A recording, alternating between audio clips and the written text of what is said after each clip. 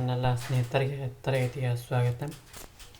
ತರಗತಿ ಪ್ರಾರಂಭ ಮಾಡೋಕ್ಕಿಂತ ಮುಂಚಿತವಾಗಿ ನಮ್ಮ ಒಂದು ಯೂಟ್ಯೂಬ್ ಚಾನಲ್ಗೆ ಸಬ್ಸ್ಕ್ರೈಬ್ ಆಗಿ, ಜೊತೆಗೆ ಪ್ರತಿನಿತ್ಯ ತರಗತಿಗಳನ್ನು ವೀಕ್ಷಿಸಿ ಅನ್ನುತ್ತಾ ಇವತ್ತಿನ ತರಗತಿಯನ್ನು ಪ್ರಾರಂಭ ಮಾಡ್ತಾ ಹೋಗ್ತೀನಿ.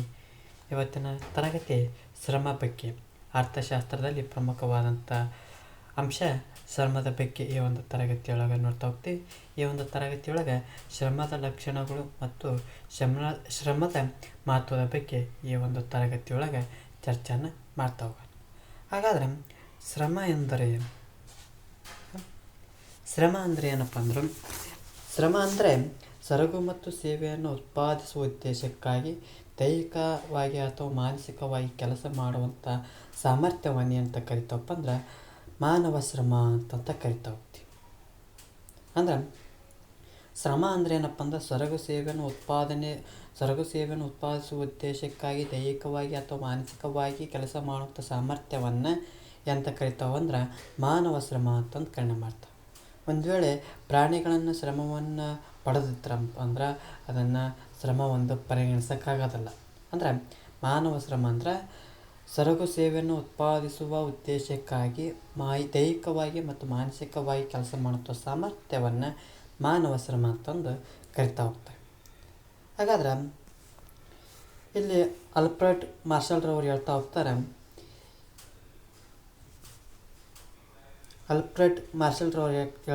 ಶ್ರಮ ಅಂದರೆ ಏನಪ್ಪ ಅಂದ್ರೆ ಸಂತೋಷಕ್ಕೆ ಕೈಗೊಳ್ಳುವ ಕೆಲಸಕ್ಕೆ ಹೊರತಾಗಿ ಸರಕುಗಳ ದೃಷ್ಟಿಯಿಂದ ದೇಹ ಮತ್ತು ಮನಸ್ಸು ಕೈಗೊಳ್ಳುವ ಯಾವುದೇ ಭಾಗಶಃ ಅಥವಾ ಪೂರ್ಣ ಪ್ರಯತ್ನವನ್ನು ಶ್ರಮ ಅಂತಂದು ಕರಿತಾ ಹೋಗ್ತಾರೆ. ಅಂದ್ರೆ ಆಲ್ಫ್ರೆಡ್ ಮಾರ್ಷಲ್ ಅವರು ಹೇಳ್ತಾ ಹೋಗ್ತಾರೆ ಏನಂತಂದ್ರೆ, ಸಂತೋಷಕ್ಕೆ ಕೈಗೊಳ್ಳುವ ಕೆಲಸಕ್ಕೆ ಹೊರತಾಗಿ ಸರಕುಗಳ ದೃಷ್ಟಿಯಿಂದ ದೇಹ ಮತ್ತು ಮನಸ್ಸು ಕೈಗೊಳ್ಳುವ ಯಾವುದೇ ಭಾಗಶಃ ಅಥವಾ ಪೂರ್ಣ ಪ್ರಯತ್ನವನ್ನು ಅಂತ ಕರಿತಾರಪ್ಪ ಅಂದ್ರೆ ಶ್ರಮ ಅಂತ ಹೇಳ್ತಾರೆ. ಅಂದ್ರೆ ಇಲ್ಲಿ ಸಂತೋಷಕ್ಕೆ ಕೈಗೊಳ್ಳುವ ಕೆಲಸ ಅಲ್ಲ. ಅಂದ್ರೆ ಇಲ್ಲಿ ಏನು ಉದ್ದೇಶಪ್ಪ ಅಂದ್ರೆ ಸರಕುಗಳ ಒಂದು ಉದ್ದೇಶದಿಂದ, ಸರಕುಗಳ ಒಂದು ದೃಷ್ಟಿಯಿಂದ ದೇಹ ಮತ್ತು ಮನಸ್ಸು ಕೈಗೊಳ್ಳುವಂಥ ಭಾಗಶಃ ಆಗಿರ್ಬೋದು ಅಥವಾ ಪೂರ್ಣ ಪ್ರಯತ್ನವನ್ನು ಅಂತ ಕರಿತಾರಪ್ಪ ಅಂದ್ರೆ ಶ್ರಮ ಅಂತಂದು ಕರಿತಾ ಹೋಗ್ತಾರೆ. ಆಲ್ಫ್ರೆಡ್ ಮಾರ್ಷಲ್ ಅವರು ಹೇಳ್ತಾ ಹೋಗ್ತಾರೆ, ಸಂತೋಷಕ್ಕೆ ಕೈಗೊಳ್ಳುವ ಕೆಲಸಕ್ಕೆ ಹೊರತಾಗಿ ಸರಕುಗಳ ದೃಷ್ಟಿಯಿಂದ ದೇಹ ಮತ್ತು ಮನಸ್ಸು ಕೈಗೊಳ್ಳುವ ಯಾವುದೇ ಭಾಗಶಃ ಅಥವಾ ಪೂರ್ಣ ಪ್ರಯತ್ನವನ್ನು ಶ್ರಮ ಅಂತಂದು ಕರಿತಾ ಹೋಗ್ತಾರೆ. ಹಾಗಾದರೆ ಶ್ರಮದ ಲಕ್ಷಣಗಳು ಯಾವ್ಯಾವು ಕೇಳ್ಬೋದು? ಶ್ರಮದ ಲಕ್ಷಣಗಳು ಯಾವಿರ್ಬೋದು? ಶ್ರಮವನ್ನು ಶ್ರಮಿಕರಿಂದ ಪ್ರತ್ಯೇಕಿಸಲು ಸಾಧ್ಯವಲ್ಲ. ಅಂದ್ರೆ ಯಾವುದೇ ಒಂದು ಕೆಲಸ ಕೊಟ್ಟಿರ್ತೀವಿ, ಕೆಲಸ ಮಾಡುವಂಥ ಸಂದರ್ಭದಲ್ಲಿ ಆ ಶ್ರಮವನ್ನು ಶ್ರಮಿಕರಿಂದ ಏನು ಮಾಡೋಕ್ಕಾಗಲ್ಲ, ಪ್ರತ್ಯೇಕಿಸೋಕ್ಕೆ ಸಾಧ್ಯ ಆಗಂಗಿಲ್ಲ. ಶ್ರಮವನ್ನು ಸಂಗ್ರಹಣೆ ಮಾಡೋಕ್ಕಾಗಂಗಿಲ್ಲ. ಈ ದುಡ್ತಾ ಇರ್ತಾರೆ ಹೊಲ್ದಾಗ, ಅದು ಸಂಗ್ರಹಣೆ ಮಾಡಿರಿ ಅನ್ನೋದಕ್ಕತ್ತೆ ಆಗಂಗಿಲ್ಲ. ಅಂದ್ರೆ ಶ್ರಮವನ್ನು ಶ್ರಮಿಕರಿಂದ ಪ್ರತ್ಯೇಕಿಸಲು ಸಾಧ್ಯವಿಲ್ಲ. ಇನ್ನೊಂದು, ಶ್ರಮವನ್ನು ಸಂಗ್ರಹಣೆ ಮಾಡೋಕ್ಕೆ ಸಾಧ್ಯ ಇಲ್ಲ. ಶ್ರಮದ ಪೂರೈಕೆಯು ಕಾಲದಿಂದ ಕಾಲಕ್ಕೆ ಬದಲಾಗ್ತಾ ಇರ್ತೈತಿ. ಅಂದ್ರೆ ಇವತ್ತು ಮಾಡಿದಂಥ ಶ್ರಮ ಮರುದಿವಸ ಬೇರೆ ಬೇರೆ ರೀತಿ ಮಾಡ್ಬೋದು, ಮತ್ತು ಮರುದಿವಸನೂ ಬೇರೆ ರೀತಿಯಾಗಿ ಮಾಡ್ಬೋದು. ಅಂದ್ರೆ ಶ್ರಮವು ಕಾಲದಿಂದ ಕಾಲಕ್ಕೆ ಏನಾಗ್ತೈತಿ, ಬದಲಾವಣೆ ಆಗ್ತಾ ಹೋಗ್ತೈತಿ. ಶ್ರಮದ ಸಾಮರ್ಥ್ಯದಲ್ಲಿ ಭಿನ್ನತೆ ಇದೆ. ಅಂದ್ರೆ ಶ್ರಮದ ಸಾಮರ್ಥ್ಯದಲ್ಲಿ ಭಿನ್ನತೆಯನ್ನು ಕಾಣ್ತವೆ. ಎಲ್ಲರೂ ಏಕರೂಪವಾದಂಥ ಸಾಮರ್ಥ್ಯ ಹೊಂದಿರಂಗಿಲ್ಲ, ಭಿನ್ನ ರೂಪವಾದಂಥ ಸಾಮರ್ಥ್ಯವನ್ನು ನೋಡ್ತಾ ಹೋಗ್ತೀವಿ. ಹಾಗಾಗಿ ಶ್ರಮದ ಸಾಮರ್ಥ್ಯದಲ್ಲಿ ಭಿನ್ನತೆ ಇದೆ. ಶ್ರಮವು ಒಂದು ಚಟುವಟಿಕೆಯ ಅಂಶವಾಗಿದೆ. ಅಂಶವಾಗಿರೋದು ಕಾಣ್ತಾ ಹೋಗ್ತೀವಿ. ಹಾಗಾಗಿ ಈ ಶ್ರಮದ ಒಂದು ಒಟ್ಟಾರೆ ಲಕ್ಷಣಗಳು ಏನಪ್ಪ ಅಂದ್ರೆ, ಶ್ರಮವನ್ನು ಶ್ರಮಿಕರಿಂದ ಪ್ರತ್ಯೇಕಿಸಲು ಸಾಧ್ಯವಿಲ್ಲ, ಮತ್ತು ಶ್ರಮವನ್ನು ಸಂಗ್ರಹಣೆ ಮಾಡೋಕ್ಕೆ ಸಾಧ್ಯವಿಲ್ಲ. ಶ್ರಮವನ್ನು ಕಾಲದಿಂದ ಕಾಲಕ್ಕೆ ಬದಲಾವಣೆ ಆಗ್ತಾ ಹೋಗ್ತೈತಿ. ಶ್ರಮದ ಒಂದು ಸಾಮರ್ಥ್ಯದಲ್ಲಿ ಭಿನ್ನತೆಯನ್ನು ನೋಡ್ತಾ ಹೋಗ್ತೀವಿ. ಶ್ರಮವು ಒಂದು ಚಟುವಟಿಕೆಯ ಅಂಶವಾಗಿರೋದನ್ನು ಕಾಣ್ತವೆ. ಅಂದ್ರೆ ಶ್ರಮವು ಶ್ರಮಿಕರಿಂದ ಪ್ರತ್ಯೇಕಿಸಲು ಸಾಧ್ಯವಿಲ್ಲ, ಶ್ರಮವನ್ನು ಸಂಗ್ರಹಿಸಲಾಗದು, ಮತ್ತು ಶ್ರಮದ ಒಂದು ಪೂರೈಕೆಯು ಕಾಲದಿಂದ ಕಾಲಕ್ಕೆ ಏನಾಗ್ತೈತಿ, ಬದಲಾವಣೆ ಆಗ್ತೈತಿ, ಮತ್ತು ಶ್ರಮದ ಸಾಮರ್ಥ್ಯಗಳು ಭಿನ್ನವಾಗಿರೋದನ್ನು ಕಾಣ್ತಾ ಹೋಗ್ತೀವಿ. ಶ್ರಮವು ಒಂದು ಚಟುವಟಿಕೆಯ ಅಂಶವಾಗಿರೋದನ್ನು ಕಾಣ್ತಾ ಹೋಗ್ತೀವಿ. ಇದು ಶ್ರಮದ ಲಕ್ಷಣಗಳು ಆಗಿರೋದನ್ನು ಕಾಣ್ತಾ ಹೋಗ್ತೀವಿ. ಮುಂದುವರೆದು ಶ್ರಮದ ಒಂದು ಮಹತ್ವದ ಬಗ್ಗೆ ತಿಳ್ಕೊಳ್ತಾ ಹೋಗೋಣ. ಅಂದ್ರೆ ಶ್ರಮವು ಒಂದು ಏನಪ್ಪ ಅಂದ್ರೆ ಉತ್ಪನ್ನಕಾರಕ ಉತ್ಪನ್ನಾಂಗವಾಗಿದೆ. ಅಂದ್ರೆ ಶ್ರಮ ನಾವು ಯಾವುದಾದರೂ ಒಂದು ಕೈಗಾರಿಕೆಗಳಿಗೆ ಒಬ್ಬ ಅಲ್ಲಿರುವಂಥ ಕಾರ್ಮಿಕರು ಏನು ಮಾಡಿ ದುಡಿದ ಏನಾದರೂ ಕೆಲಸ ಮಾಡಿದರೆ ಅದು ಒಂದು ಯಾವುದೇ ಒಂದು ವಸ್ತು ಉತ್ಪನ್ನಾಂಗ ಆಗ್ತೈತಿ. ಇದು ಕೇವಲ ಉತ್ಪನ್ನಕಾರಕ ಎಂಬ ಕಾರಣಕ್ಕಾಗಿ ಇದರ ಮಹತ್ವವನ್ನು ಪರಿಗಣಿಸಲಾಗಿಲ್ಲ. ಆದರೆ ಇದು ಇತರೆ ಉತ್ಪನ್ನಾಂಗಗಳನ್ನು ಚುರುಕುಗೊಳಿಸುತ್ತದೆ ಅಂತ ಹೇಳ್ತಾ ಹೋಗ್ತಾರೆ. ಹಾಗಾಗಿ ಉತ್ಪಾದನಾ ಉದ್ದೇಶಗಳಿಗಾಗಿಯೇ ಉಪಯೋಗಕಾರಿಗಳನ್ನಾಗಿ ಮಾಡ್ತಾ ಹೋಗ್ತೈತಿ. ಅಂದ್ರೆ ಉತ್ಪಾದನೆ ಏನು ಉದ್ದೇಶಗಳಿರ್ತಾವಲ್ಲ ಆ ಉದ್ದೇಶಗಳಿಗಾಗಿ ಉಪಯೋಗಕಾರಿಗಳನ್ನಾಗಿ ಮಾಡ್ತಾ ಹೋಗ್ತೈತಿ.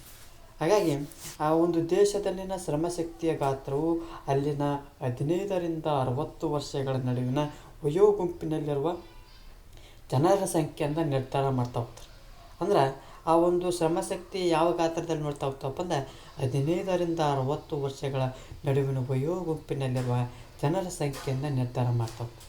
ಸಾಮಾನ್ಯವಾಗಿ ಈ 15 ವರ್ಷದ ಒಳಗಿನ ಮಕ್ಕಳು ಮತ್ತು 60 ವರ್ಷಗಳ ಮೇಲ್ಪಟ್ಟ ಹಿರಿಯ ನಾಗರಿಕರು ಉತ್ಪಾದಕ ಚಟುವಟಿಕೆಗಳಲ್ಲಿ ಭಾಗವಹಿಸಂಗಿಲ್ಲ. ಹಾಗಾಗಿ 2011ರಲ್ಲಿ ಭಾರತದಲ್ಲಿ ಸುಮಾರು 40% ಶ್ರಮಶಕ್ತಿ ಇತ್ತು.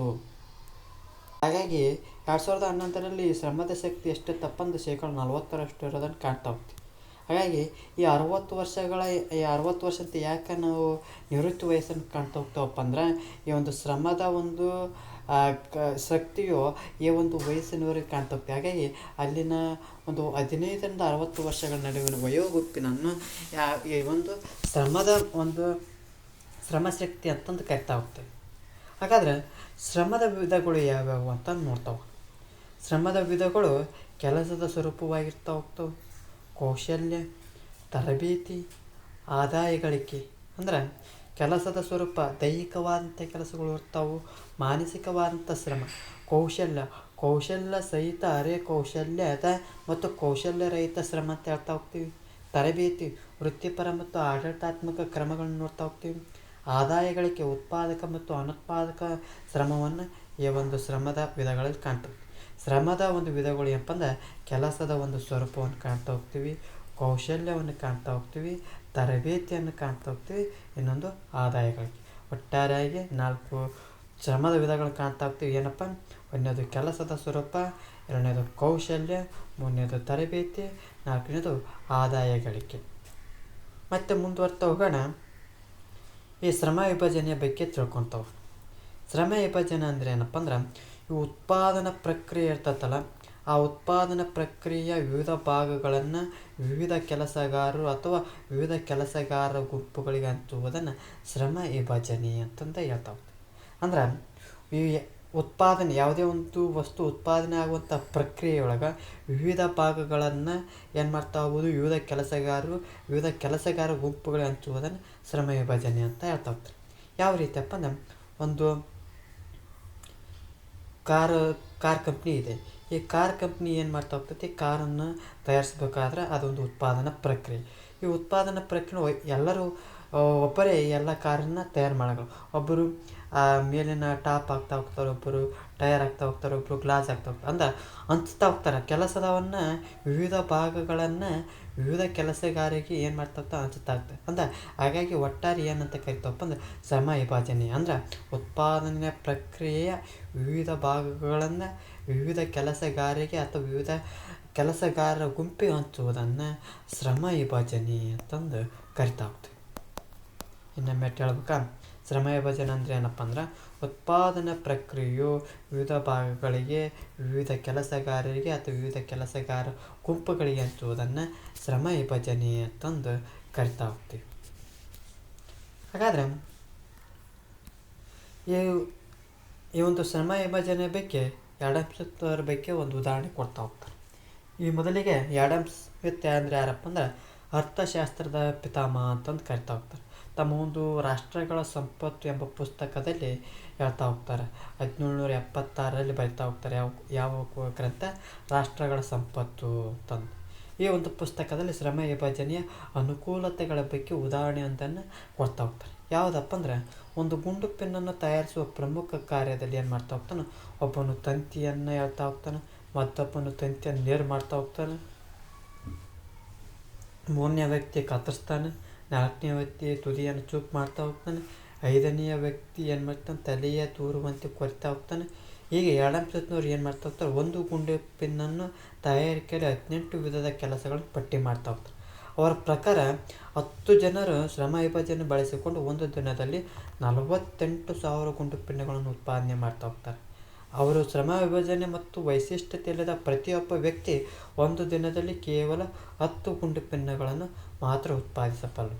ಅಂದ್ರೆ ಶ್ರಮ ವಿಭಜನೆಯ ಒಂದು ಮಹತ್ವ ಯಾವ ರೀತಿ ಐತಪ್ಪ ಅಂದ್ರೆ, ಎರಡನೇ ಸುತ್ತರು ಹೇಳ್ತಾ ಹೋಗ್ತಾರೆ ಏನು, ಯಾವ ತಮ್ಮ ಒಂದು ಕೃತಿ ಒಳಗೆ ರಾಷ್ಟ್ರಗಳ ಸಂಪತ್ತು 1776 ಬರಿತಾ ಹೋಗ್ತಾರೆ ಏನಂತಂದು, ಆ ಶ್ರಮ ವಿಭಜನೆ ಅಂದ್ರೆ ಈ ಒಂದು ಗುಂಡು ಪೆನ್ ತಯಾರು ಮಾಡ್ಬೇಕಂದ್ರೆ ಅದನ್ನು ಏನು ಮಾಡ್ತಾ ಹೋಗ್ತಾರೆ, 18 ವಿಧದ ಕೆಲಸಗಳನ್ನು ಪಟ್ಟಿ ಮಾಡ್ತಾ ಹೋಗ್ತಾರೆ. ಅವುಗಳನ್ನು ಒಬ್ಬನು ತಂತಿ ಉದ್ದು ಮಾಡೋದು, ತಂತಿ ಕಟ್ ಮಾಡೋದು, ಚೂಪ್ ಮಾಡೋದು, ಈ ರೀತಿಯಾದಂಥ ಕೆಲಸಗಳನ್ನು ವರ್ಗೀಕರಣ ಮಾಡಿ ನೇಮಕ ಮಾಡ್ತಾ ಹೋಗ್ತಾರೆ. ಅವುಗಳನ್ನು ಒಂದು ದಿನದಲ್ಲಿ ಎಷ್ಟು ತಯಾರಿಸ್ತಾರಪ್ಪ, 48,000. ಅಂದರೆ ಶ್ರಮ ವಿಭಜನೆಯನ್ನು ತೆಗೆದುಕೊಂಡು ಒಂದು ದಿನದಲ್ಲಿ ಎಷ್ಟು ಗುಂಡು ಪಿನ್ನಗಳನ್ನು ಉತ್ಪಾದನೆ ಮಾಡ್ತಾರಪ್ಪ ಅಂದರೆ 48,000 ಉತ್ಪಾದನೆ ಮಾಡ್ತಾರೆ. ಆದರೆ ಈ ಶ್ರಮ ವಿಭಜನೆ ಇಲ್ಲದೆ ಒಬ್ಬ ವ್ಯಕ್ತಿಯನ್ನು ಒಂದು ದಿನದಲ್ಲಿ ಗುಂಡು ಪಿನ್ನನ್ನು ಮಾಡೋಕ್ಕೆ ಕೊಟ್ಟಪ್ಪ ಅಂದ್ರೆ ಅವನು ಕೇವಲ 10 ಗುಂಡು ಪಿನ್ನಗಳನ್ನು ಮಾಡ್ತಾ ಹೋಗ್ತಾರೆ. ಹಾಗಾಗಿ ಈ ಶ್ರಮ ವಿಭಜನೆಯು ಅಗತ್ಯವಾಗಿರೋದನ್ನು ಕಾಣ್ತಾ ಹೋಗ್ತದೆ. ಇದು ಯಾರು ಹೇಳ್ತಾ ಹೋಗ್ತಾರಪ್ಪ ಅಂದರೆ ಆಡಮ್ ಸ್ಮಿತ್ ಅವರು ಹೇಳ್ತಾ ಹೋಗ್ತಾರೆ. ಏನಪ್ಪ ಅಂದ್ರೆ ಶ್ರಮ ಎಂದರೇನು ಮತ್ತು ಶ್ರಮದ ಲಕ್ಷಣಗಳ ಬಗ್ಗೆ ತಿಳ್ಕೊಂತ ಹೋದಿ, ಶ್ರಮದ ಒಂದು ವಿಧಗಳ ಬಗ್ಗೆ ತಿಳ್ಕೊಂತ ಹೋದಿ, ಜೊತೆಗೆ ಶ್ರಮ ವಿಭಜನೆಯ ಬಗ್ಗೆ ಈ ಒಂದು ತರಗತಿಯೊಳಗೆ ಚರ್ಚೆ ಮಾಡ್ತಾ ಹೋದ್ವಿ. ಈ ಒಂದು ತರಗತಿ ಇಷ್ಟ ಆದಪ್ಪ ಅಂದ್ರೆ ನಮ್ಮ ಒಂದು ಯೂಟ್ಯೂಬ್ ಚಾನಲಿಗೆ ಸಬ್ಸ್ಕ್ರೈಬ್ ಆಗಿ, ಜೊತೆಗೆ ಈ ಒಂದು ತರಗತಿ ಇಷ್ಟ ಆದಪ್ಪ ಅಂದ್ರೆ ಲೈಕ್ ಮಾಡಿ, ಇಲ್ಲದಿದ್ದರೆ ಡಿಸ್ಲೈಕ್ ಮಾಡಿ. ಏನಾದರೂ ದೋಷಗಳು ಮತ್ತು ನಿಮ್ಮ ಒಂದು ಅಭಿಪ್ರಾಯಗಳನ್ನು ಕಮೆಂಟ್ ಬಾಕ್ಸ್ನ ಮೂಲಕ ತಿಳಿಸಿ ಅನ್ನುತ್ತಾ ಈ ಒಂದು ತರಗತಿಯನ್ನು ಮುಗಿಸ್ತಾ ಇದ್ದೀನಿ. ಎಲ್ಲರಿಗೂ ಧನ್ಯವಾದ.